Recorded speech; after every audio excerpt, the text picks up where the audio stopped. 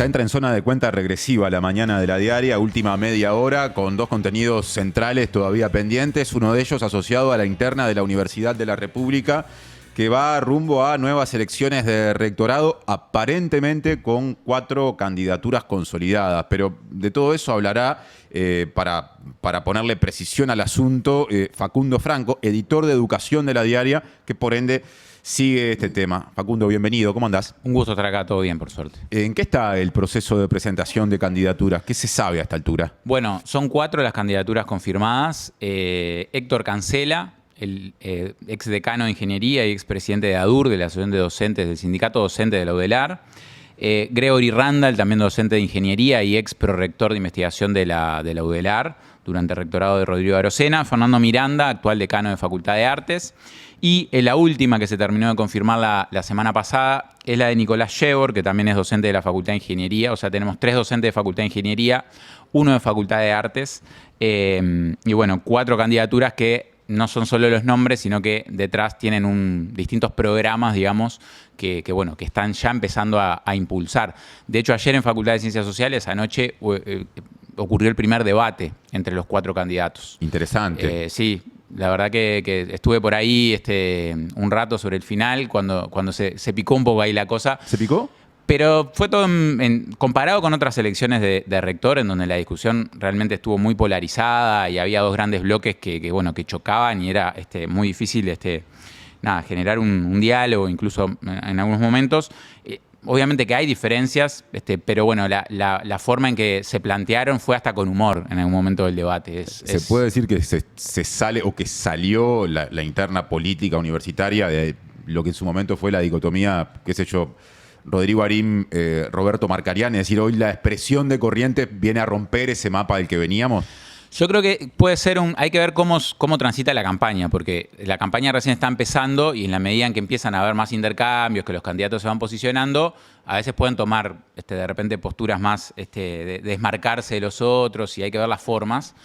Pero yo creo que a priori, por lo menos en el inicio, puede ser un interesante punto de partida para salir de ese escenario como de polarización, ¿no? Por ejemplo, el grupo del Espacio Renovador Universitario, que es el grupo que plantea la candidatura de Nicolás Yebor, si bien dentro del grupo hay docentes que han acompañado o apoyado anteriormente a Roberto Marcarián, como a quienes han sido sus oponentes, Nicolás Yebor ha sido un importante propulsor de las distintas candidaturas que tuvo Marcarián en los últimos rectorados. Pero bueno, como decía, no es una cosa tan que es el bloque 100% marcarianista, por decirlo de alguna manera, sino que hay de todo adentro de su colectivo, y lo mismo en los otros colectivos. De hecho, por ejemplo, en la reelección de Rodrigo Arim, que fue en 2022, muchos docentes que votaron en la elección anterior, cuando compitió con Marcarián, que votaron a Marcarián, terminaron votando a Rodrigo Arim, y de hecho se los veía como muy, muy convencidos, ¿no? En un clima bien distinto también ya en la elección de 2022 de rectorado respecto al que había habido en elecciones anteriores, con esas candidaturas más polarizadas, digamos. Ya que lo mencionaste, Arim, antes de volver a las distintas expresiones de las corrientes e incluso a lo que te parezca más destacable del debate de anoche, porque es muy interesante eso y está bien fresco. A este escenario llegamos producto de que Arim dejó el cargo de rector para asumir su responsabilidad en el gobierno nacional, y eso dejó a la UDELAR con un rector interino que es Álvaro Mombrú. Ese es el contexto. Exacto, que ocupaba el cargo de vicerrector, que es quien, ante la vacancia, digamos, del cargo de rector, ocupa el cargo de rector transitoriamente, de forma interina. Lo que evaluaron los órdenes, el orden estudiantil, docente y egresado, es que esto era un pedido muy prolongado, porque faltaban 2 años para que terminara el rectorado de Rodrigo Arim. Bueno, para que un rector interino, además en un año presupuestal, de lucha presupuestal, que va a estar ya planteado de entrada,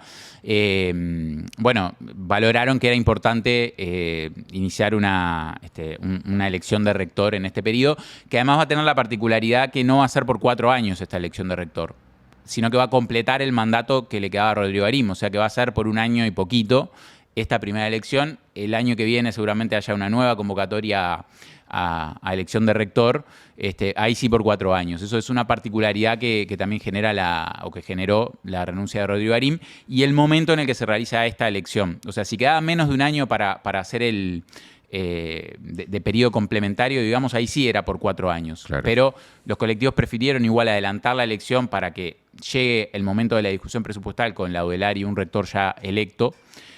Mis cálculos son que para julio, digamos, mediados de julio, ya va a haber un rector electo seguro en la Universidad de la República. Porque la primera ronda de votación es muy cercana. 18 de junio es la primera.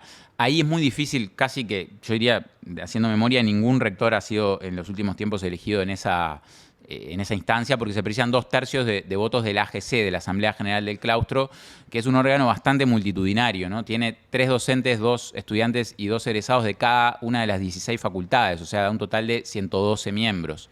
De hecho, ha pasado incluso cuando ha habido un candidato único, digamos, que hay colectivos que ni siquiera llegan con una postura todavía de esa primera instancia, lo cual va a ser bastante probable que ocurra en esta oportunidad, porque también los tiempos son un poco acotados y no todos los colectivos de cada facultad va a tener una postura tomada. Entonces, como ahí no se va a lograr un candidato, seguramente en 15 días se vuelve a llamar a la AGC nuevamente, y ahí es la mitad más uno de los votos de la AGC. En este escenario de tantas candidaturas es medio incierto, incluso si en esa oportunidad va a haber un candidato que reúna esa cantidad de votos. En caso de que eso todavía siga sin elegirse un rector, va a haber que esperar 15 días más para que en una tercera AGC, ahí sí el candidato más votado sea electo rector. Volviendo al debate de anoche, ¿qué diferencias programáticas afloraron? Por lo que decías, en buen tono, o sea, con intensidad en la discusión, pero por momentos hasta con humor, en esa instancia en la que interpreto que participaron Cancela, Randall, Miranda y Yebor, que son los 4 candidatos. Exacto, fue un debate organizado por el Centro de Estudiantes de Ciencias Sociales, que integra la FEU. El punto como más, donde quedaron más explícitas las diferencias, tiene que ver con la discusión de la gobernanza de la Universidad de la República. Todos los candidatos parten de la base de que la autonomía y el cogobierno son principios a seguir manteniendo, están en la Ley Orgánica de 1958, y creo que todos los universitarios, o la gran mayoría de los universitarios, adhiere a mantener esos principios en la Ley Orgánica. Pero hay algunas propuestas que están en los distintos programas que obviamente tienen distintos énfasis, ¿no? Y hay, por un lado, hay algunas propuestas de reorganizar la forma en que funciona la universidad. Hay quienes plantean, por ejemplo, los documentos de Yebor, de la candidatura de Yebor y de Randall, hacen más énfasis en esto, de que la universidad está tomando ha tomado desde el 58 para acá, y sobre todo en los últimos años, un tamaño muy grande, con un crecimiento, bueno, ni que hablar el interior, pero además sumando nuevas facultades, y hay como una tendencia siempre a querer crecer, lo cual genera que después sea medio difícil en las estructuras centrales tomar decisiones sobre tantos ámbitos. Entonces, lo que se plantea es generar una estructura con un ente autónomo macro, que seguiría siendo la UDELAR, universidades más chicas, con criterios a definir cómo se generarían esas universidades, con un mayor grado de flexibilidad y de cercanía para tomar las decisiones. Esa, por ejemplo, es una de las propuestas que estuvo sobre la mesa, pero la que quizás más debate generó tiene que ver con la modificación de la ley orgánica de la universidad, justamente. O sea, para considerar y también otros aspectos que tienen que ver con la manera en que la universidad conforma sus organismos de cogobierno, justamente para tomar decisiones.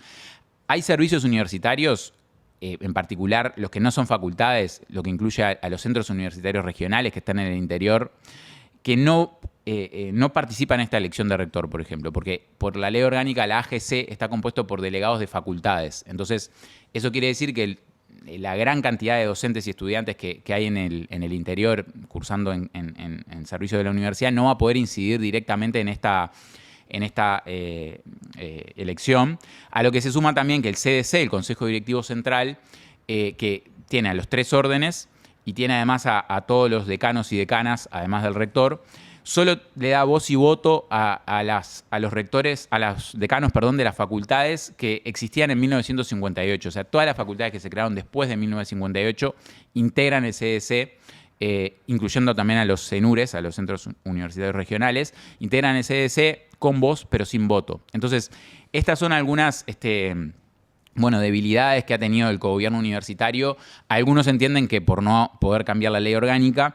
Hay un matiz que plantea ahí, sobre todo Héctor Cancela, que bueno, su plataforma y él en particular, sostienen que no es necesario cambiar la ley orgánica para avanzar en la inclusión de estos actores en la toma de decisiones directas, sino que se pueden generar acuerdos internos en la universidad para bueno, lograrlo. Las demás candidaturas, con distintos énfasis, han planteado sí bueno, que es imperiosa la reforma de la ley orgánica, y ese fue uno de los puntos que en el debate de ayer en particular generó más intercambio y hasta alguna chicana con buen humor entre los candidatos. ¿Qué tan presente estuvo en el debate, si es que lo estuvo, la discusión en torno a cómo tiene que pararse la UDELAR ante la oportunidad de reclamar más recursos que se abre teniendo en cuenta que este es año de discusión presupuestaria? El gobierno está elaborando el proyecto de ley de presupuesto, nada más ni nada menos. Exacto. Bueno, eso también estuvo ayer en debate. La universidad, antes de que renunciara Arim, había aprobado ya su plan de desarrollo para el próximo quinquenio,